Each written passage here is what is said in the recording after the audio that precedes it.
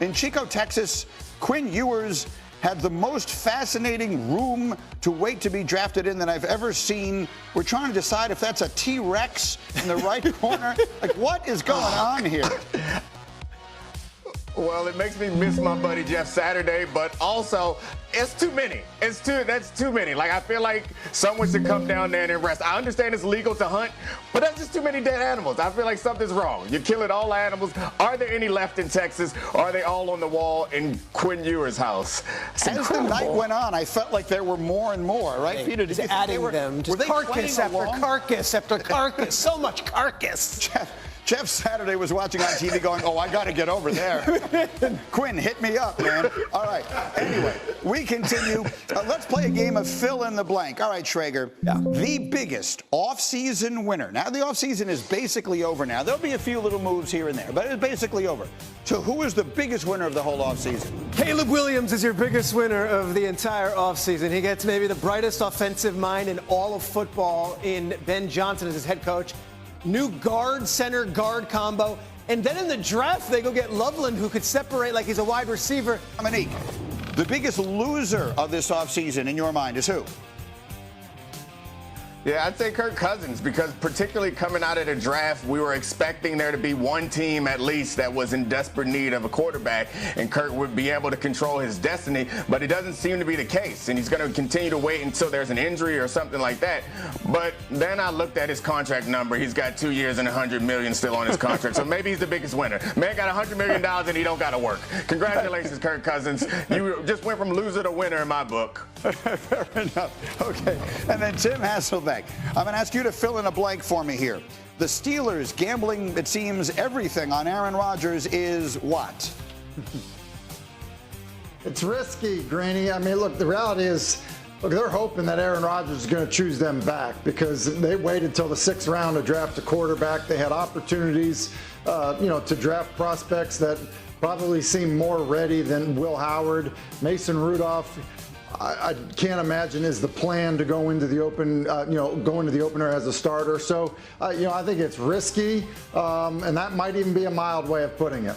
So, Peter, help me. Yeah. I mean, there has to be. The Steelers are too good an organization to have everything as up in the air as it feels like right now. What is going on there? Steelers are a good organization, but I don't think there is some handshake deal with Rodgers. I honestly believe Rodgers, and from what I'm told, talked to the Giants and the Steelers, and they looked at the Giants and said, hey, look, I have no timetable. I've got things going on in my personal life. If you have to move on, I totally get it. They did. They signed Jameis. They signed Russell. They got drafted a quarterback. He said the same exact stuff with the Steelers after working out with DK Metcalf, after going there and meeting with Tomlin and Arthur Smith. And they said, okay, we'll wait. They've put themselves in a corner here, but it is still only the end of April. And as I look at Rodgers throwing to Metcalf, I can't think that was all for naught. I can't think that was just, hey, of all the players, let me just throw to Metcalf this weekend right. in L.A. Right. They don't know if he's coming back yet. This might end up being like Ed Werder down in Hattiesburg waiting on Favre's ranch. I remember that. Yeah. I was there for all of it. Yeah. But I do believe they're holding out hope. And the exit strategy, you mentioned, and Dominique did it well, like Kirk Cousins, I'm sure there could be a deal to be had with Kirk Cousins if it ends up going that way. Let's go back to Rodgers, though, Tim. Of all the things I saw in our notes last night, what you said about him I thought was my single favorite thing. Look, the reality is, and Pete referenced Favre. Look, when Favre would throw in the offseason at 40 years old, you knew he was playing. When he stopped, he was done. Like 40-year-old quarterbacks don't throw in the offseason if they're not planning on playing football. It's just the reality of it. Look, I'm not the caliber of players we're talking about, but the same thing happened to me. You know why? Like, it hurts. Like, you don't do it anymore. Like, there aren't guys like Tom Brady. Like, you go like he's not throwing to guys right now. Like, when you're done, you're done. You don't throw in March, April, May if you're done playing football. Like, you don't do it anymore. And so I think the idea that, the fact that Rodgers did it, I think is a massive signal to what his plans are. You don't put cleats on. You don't drop back and throw if you're not planning on playing football at 40 plus years old. Nick. Yeah. Yeah, I think we're so focused on will he or won't he, we haven't really talked much about how good will he be when he comes back. So it's funny to think of this as like the end-all be-all, and this is going to solve all the problems for the Steelers. We're assuming that he's going to come back and be some version of his all-pro self. That's not what we saw most recently from Aaron Rodgers. So they're still in a bad spot, even if they get Aaron Rodgers back. There's no guarantee that this team is going to be much better than they were last year. Did you nod along at the Kirk? You said the Kirk Cousins thing. Like, is that? Yeah. I keep thinking. Look, you look at the connections here. Raheem Morris and Mike Tomlin are best of pals. Arthur Smith was in Atlanta for years. It's an easy one. It's not in the division. It's not in the conference. If Kirk Cousins is going to make it, Steelers could say, we'll pay all of that stuff. Or at least you take some of it, and we'll get him off your hands. They have a break glass option I would think. in this somewhere.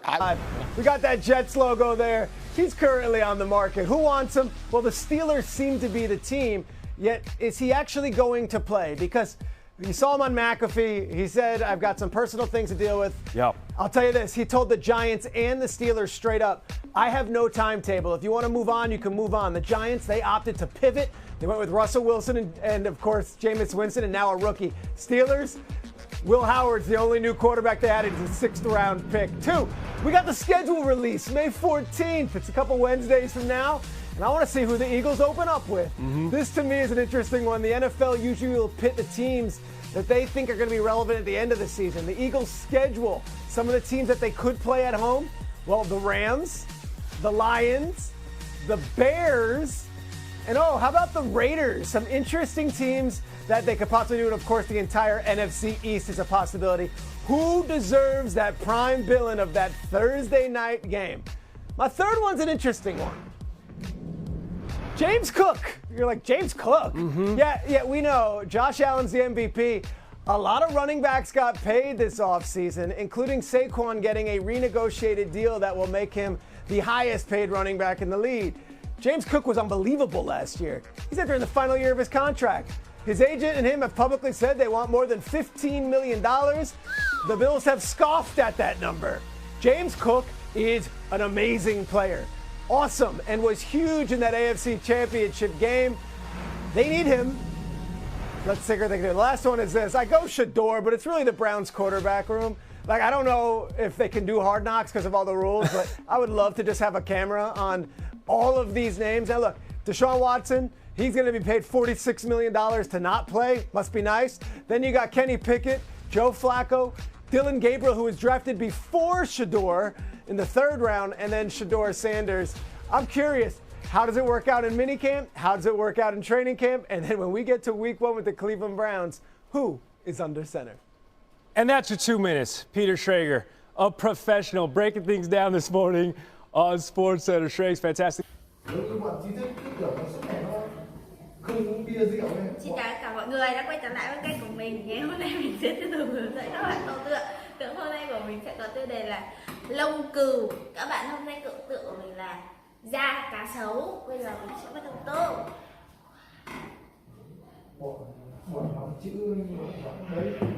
Ông bà Thành không đưa tiền mẹ. Dạ? Thành. Có sao mà đưa? Đấy. Không. Nó đưa. Không. Ông bà nó dám. Nó bảo anh. Cần quá. Trả tiền một tên không gặp được đâu. Thế cái quân đấy giờ vợ con vẫn ở nhà hay như thế nào? Quân tí như thế. Sao mà cái thị đấy chịu được đấy nhỉ?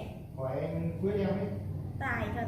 Anh Quyết em ở chỗ người yêu cũ của chị gái. Ship cưới đấy. Người yêu cũ của ai? Chị gái. Đứa đấy là em gái của người yêu cũ anh Quyết. Ship cưới đấy. À. Cô giáo Vân nó ship cưới. Có khen. Cái đợt em cũng nghe anh bác gái bảo là ngày trước ship cưới chị nào ấy, nhưng mà xong bảo là đám tang ai xong mà không Ông Trọng. Xong là qua đợt đấy. Không kiểu giống như đợt đấy khoai kiểu giống như tang hay dễ. Ê đến giờ mà lần đấy làm gì mà lại không cưới nữa? Cái Quyên này kiểu giống như bảo trên theo các thứ này, bảo là chị ta thế so cái đấy nó bảo vâng chị ta thế là sao? Kiểu thế là mình suy Khổ quá. khó bình thường đấy, kiểu giống như nghĩ là đang phong độ ấy, có hiểu không em? Biết. Đang phong độ thì thích thì thôi, thích thì yêu, không thích thì chia tay, đó là Đi tìm tình yêu đích thực đấy. Mọi người không phải là tình yêu đích thực, em biết rồi.